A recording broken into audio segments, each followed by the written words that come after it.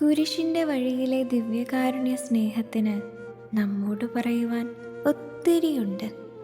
ഇന്ന് ഈശോ പറയും, എൻ്റെ സ്നേഹിതരിൽ ഒരുവൻ പാപത്തിന് നേരെ അവൻ്റെ ഹൃദയം തുറന്നു കൊടുത്തു.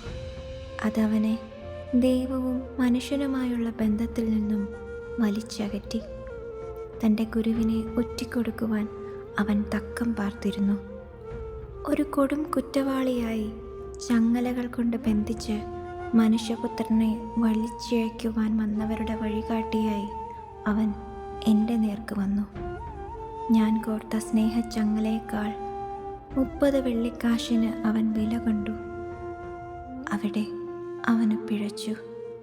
കുഞ്ഞേ, വിശുദ്ധ കുർബാനയുടെ സ്നേഹത്തേക്കാൾ വലുതായി ഈ ഭൂമിയിൽ മറ്റൊന്നുമില്ല എന്ന് നീ മറക്കരുത്.